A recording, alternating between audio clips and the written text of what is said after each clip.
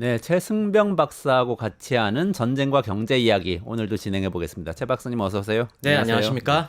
우리나라가 이렇게 비상계엄과 이 내란으로 난리인 가운데 네, 또 국제사회에서 많은 일들이 벌어지고 있죠. 네, 정말 한시라도 저희가 경기를 늦출 수 없는 상황이 진짜 정광석가처럼 벌어지고 있습니다. 네. 저희가 뭐 모두가 비상계엄에 정신이 팔리고 탄핵을 시켜야 한다는 그 흐름에 동참하고 있던 사이에 국제사회에서 그동안 진짜 또 한 번 경천동지할 일들이 벌어졌습니다. 대표적인 것이 바로 그 오랜 세월 동안 반세기 넘게 철권 통치를 해온 아사드 가문의 시리아가 무너졌죠, 이번에. 시리아 정권이 네. 반군이 이제 정권을 잡은 거죠. 네. 아, 갑자기 반군이 대공세를 펼치더니 그 무시무시하던 아사드 정권을 전복시켜 버렸습니다. 엄청나게 이 강력한 정부라고 생각들을 하고 있었는데 네. 독재 권위주의 정부였잖아요. 근데 어떻게 그렇게 하루아침에 바뀌었나요? 그러게요. 뭐 저도 잠시 한눈을 팔고 있다가 정말 이 흐름을 잠시 놓쳐갖고 다시 따라잡는데 시간이 좀 걸렸습니다. 여러분들도 뭐 이걸 잘 쫓아가지 못하신 것 같아갖고 제가 한번 사건의 흐름을 짤막하게 정리해 보겠습니다. 네. 이 사건의 시작은 11월 27일이었습니다. 11월 27일에 그때 이 시리아 북부에 아직 튀르키예 접경지대랑 아래쪽 레바논 이라크 접경지대에 반군들이 많이 남아있거든요.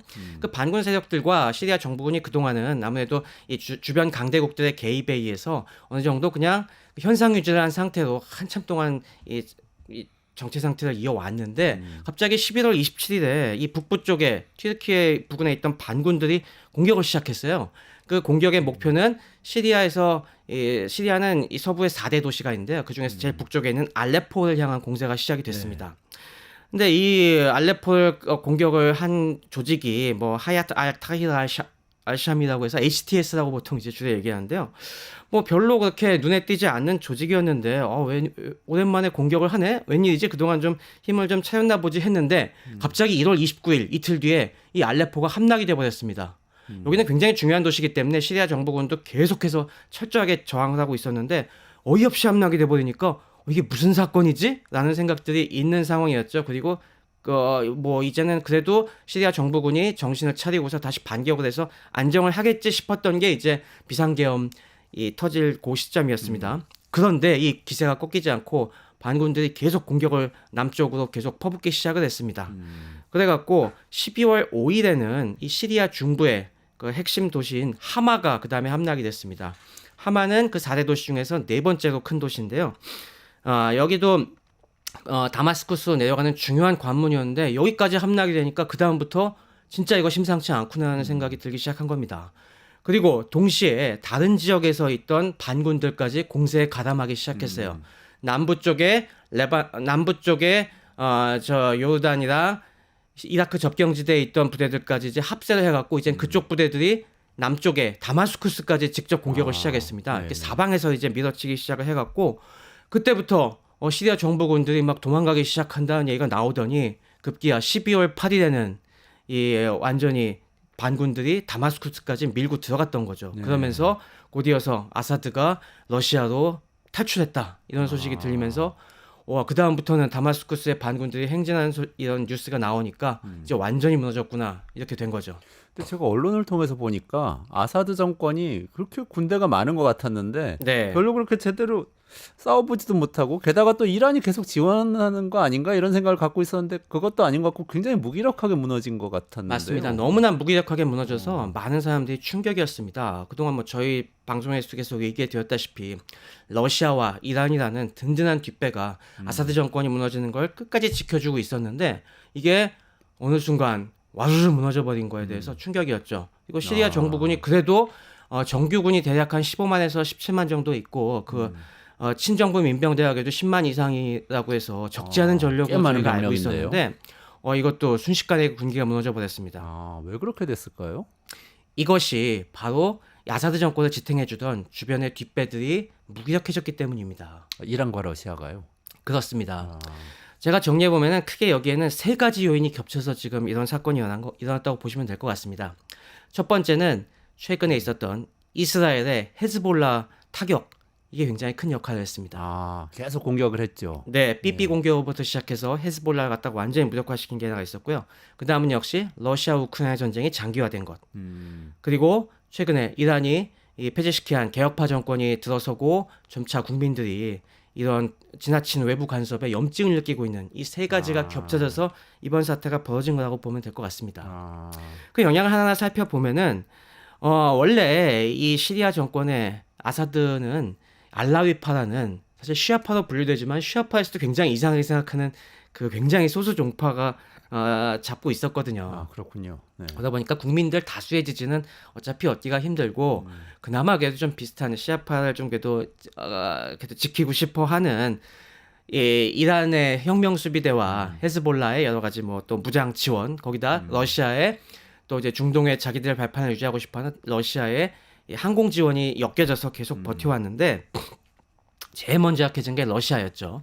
러시아가 지금 계속 이 트럼프 집권 전에 빨리 전쟁을 유리하게 끝내야 되는 것 때문에 지금 시리아에 있던 수많은 특히 공수부대들을 많이 이미 다 빼가갖고 지금 우크라이나 꺾기에 여념이 없습니다. 그래서 사실 시리아에서 러시아가 제 역할을 지금 못 해주고 있었고요.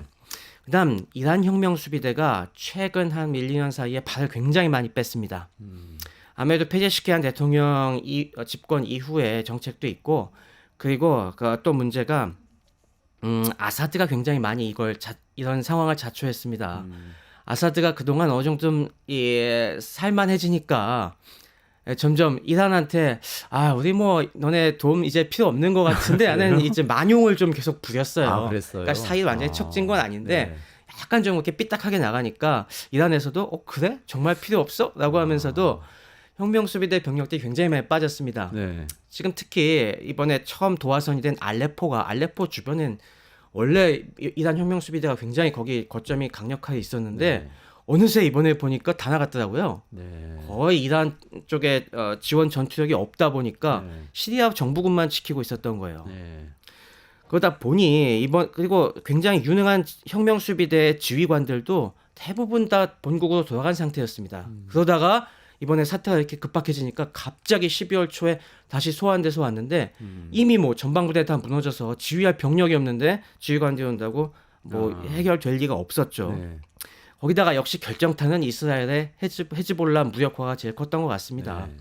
이란은 아무래도 위험하다 보니까 직접적인 병력 파병은 이란 병력들이 직접 들어간 것보다도 헤즈볼라를 이용을 해서 간접적으로 이 병력을 지원해 준 게 많았는데 지금 뭐 헤즈볼라가 연이은 이스라엘의 타격으로 지휘부가 와해되고 있던 병력들도 다 지금 또 레바논을 직접 침공하니까 그거 다시 수습하러 들어온 상태에서 진짜 알게 모르게 시리아를 도와주던 세력들이 다 빠져나간 거였습니다.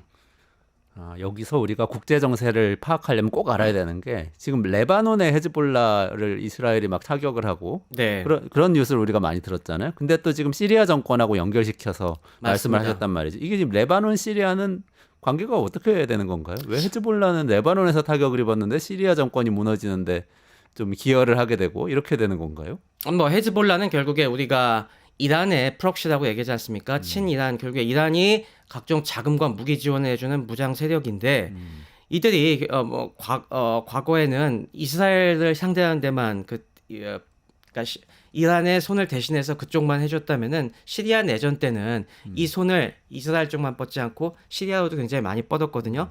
결국에 시리아에 그나마 시아파랑 가까운 정권이 있는 상황에서 친이란 정권을 계속 유지해야 된다는 압박이 굉장히 심했기 때문에 결국에 이란군이 직접 들어가서 대규모 작전을 하면 좋겠지만은 그랬다가는 국제사회가 굉장히 비난을 살 수가 있으니까 헤즈볼라는 정규군이 아니지 않습니까? 그냥 무장단체이기 때문에 얘네들은 대규모로 개입을 하더라도 국제사회 비난을 좀 피할 수가 있어요. 그렇기 때문에 이란이 헤즈볼라를 역시 여기도 행동대장으로 이용을 해갖고 헤즈볼라 대원들을 대규모로 시리아에 파병을 해서 거기서 또 직접 상대하는 병력들이 많았다는 거죠. 네. 근데 이스라엘의 헤즈볼라 공격과 그리고 지상군 투입으로 인해서 헤즈볼라가 지금 본국 레바논 지키기에도 지금 바쁜 상황으로 몰리니까 시리아에서 병력이 빠지게 된 거고 그 공백을 이번에 반군들이 치고 들어온 거죠. 그러니까 제 기억이 맞다면 역사적으로 볼 때 시리아하고 레바논은 글쎄 예전에 2차 세계대전 이전에는 크게 구분이 안 되는 지역이었던 것 같은데 와서 맞습니다. 뭐 프랑스가 점령하고 한쪽은 시리아 쪽은 뭐 그러면서 막 여러 가지 변동이 생긴 거죠.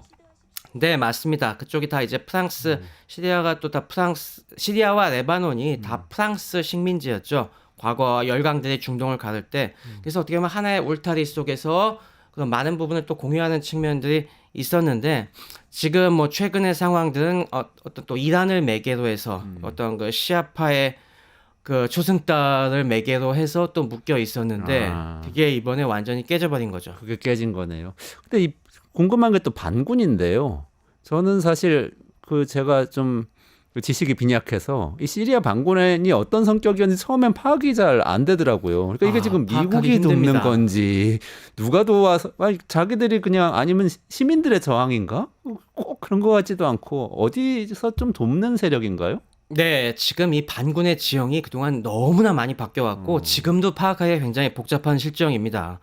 당장 이번에 지금 뭐 그 말씀이 맞는 게 굉장히 지금 반군들도 여러 정파들이 있습니다. 네. 아무래도 이게 그냥 아사드 정권에 반대한다는 세력들이 잡다하게 모인 거여 갖고 종교도 다 다르고 같은 아, 네, 뭐 이를테면은 뭐 알라이파에 반대하니까 대다수가 수니파이긴 한데 수니파에도 스펙트럼이 굉장히 크거든요. 네. 우리가 IS도 어떻게 보면 극단적인 이런 수니파 집단인데 또 극단적이지만은 이 IS랑은 또 다르게 그냥 지하드파, 그냥 성전을 중심으로 한 그냥 단순한 좀 극단주의적인 세력도 있는가 하면은 굉장히 온건한 세속적이지만은 그래도 아사드 정권에 반대하는 세력도 있고 또 중요한 것이 쿠르드족들이 있습니다.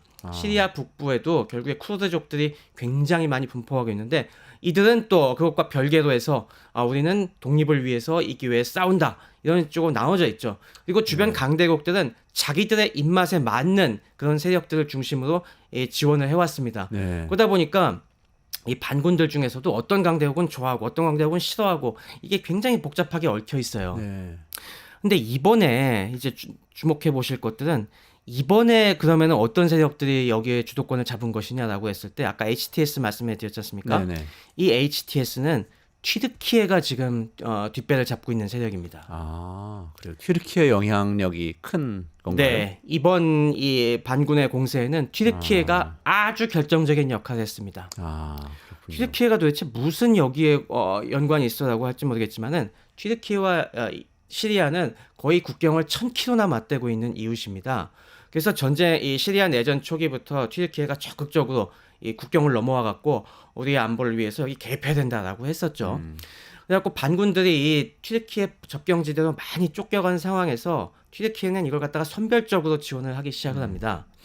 일단 튀르키예 입장에서는 이 당장 시리아, 이란보다도 더 싫어하는 세력들이 바로 쿠르드족입니다. 쿠르드족은 뭐 잘 아시다시피 이 튀르키예와 시리아와 이란에 걸쳐서 어마어마하게 나라 없이 불쌍하게 떠돌고 있는 그런 민족 아니겠습니까? 네네. 그러다 보니까 튀르키예 내에서도 쿠르드족이 분리독립운동을 하면 어쩌나 하는 것이 가장 큰 골칫거리예요. 그러니까 이 기회에 시리아의 공백 상태를 이용을 해서 이 쿠르드족들이 반군 세력이 커져갖고 혹시 독립 움직임을 펴고 그리고 이것들이 시리아에만 그치지 않고 이 튀르키예 내 쿠르드족까지 선동하면 어쩌나 하는 것이 이게 튀르키예 지금 가장 큰 걱정입니다. 네. 그래서 이번에도 원래 지금 이 HTS는 반쿠르드 계열입니다. 쿠르드 계열랑 상관없이. 아, 반군 중에도 쿠르드 계열이 있고 반 네. 쿠르드 계열인데 그중에 쿠르드가- 반쿠르드 계열이 네. 잡았다는 거죠, 주도권을. 그렇습니다. 근데 재미있는 것이 HTS가 어떤 세력이냐면은 정확히 얘기하면 알카에다 계열입니다. 알카에다요? 네. 그럼 우리는 무시무시한 테러 집단으로. 네, 수니파, 알고 강경파 생각하고 중에서 이게 지하드 세력들 있지 않습니까? 그들의 잔당들인데 튀르키예는 우리는 아무리 쟤네가 극렬한 세력이어도 쿠르드족은 싫어. 우리는 얘네들 지원할 거야라고 해서 계속 살려주고 있었는데 이 조직들이 그동안 사실 미국은 또 되게 이쪽을 싫어하지 않습니까? 그래서 미국은 오히려 쿠르드족 그쪽 반군들을 많이 지원해줬어요. 국제사회에서는 계속 쿠르드족에 대해서 이란이나 그 튀르키예한테 문제 제기를 계속 했었잖아요. 탄압하지 말라고. 맞습니다. 그래서 쿠르드족과 아니면 그것과 중립적인 세력들 갖다가 오히려 서방은 지원했었는데 튀르키예는 거기에 좀 삐딱하게 나가더니 이번에 그 튀르키예가 지원하는 HTS가 시리아를 갖다가 아. 이제 장악해 버린 것이죠. 그러면은 미국 입장에서는 알카에다라고 그러면은 치를 떨지 않습니까? 굉장히 네. 싫어하는 조직이 시리아 정권을 잡아버린 그런 거 아닌가요? HTS가 이퀄 알카에다라고 그러면? 딱 알카에다라고 지금 주장하지는 않습니다. 사실 하지만은 많은 서방의 전문가들이 지금은 발톱을 숨기고 있지만 앞으로 어떻게 표현할지 모른다라는 얘기를 하고 있습니다. 당장 이 HTS의 수장이 아부 무함마드 알 줄란이라는 인물인데요. 이 사람이 어떤 사람이냐면은 원래 아사드 정권에서 쫓겨난 시리아에서 뭐 사우디로 추방된 이런 사람들 이런 계열의 집안에서 출신인데 옛날에 알카에다 조직원을 했었고요. 이라크에서도 그런 쪽으로 싸우다가 미군에게 잡혀갖고 오래 수감 생활까지 했던 사람입니다. 그 다음에 뭐 풀려난 뒤에 그 다음에 시리아로 넘어와서 이제 그 당시에 알 누스라 전선이라는 걸 결성을 해갖고 그러면서 이게 알 누스라 전선이 다른 비슷한 세력들과 연합해서 지금 만든 게 2017년에 HTS인데요. 네. 아직도 이 알 줄라니는 이 미국 쪽에 현상금이 엄청나게 걸려 있는 그런 인물이기도 합니다. 아 그래요? $10,000,000가 걸려 있는데 이런 사람이 지금 시리아의 실질적인 집권자가 돼가는 분위기니까 참 이 미국으로서는 난처한 이게 상황이죠. 참 굉장히 복잡하네요. 그러니까 어쨌든 친이란 정권이면 아사드 정권 미국이 싫어했을 것 같은데 또 반군이 정권을 뒤집었는데 또 뒤집은 세력도 미국이 싫어하는 세력인데 또 튀르키예의 지원을 받고 있다. 맞습니다. 그러면 튀르키예의 에르도안도 권위주의 정부라는 비판을 굉장히 네. 많이 받고 있는데 에르도안 입장에서는 어떤가요? 얻을 게 있으니까 지금 이렇게 한 거겠죠? 그러면 원래 이게 원하던 걸 얻어갈 것 같으세요?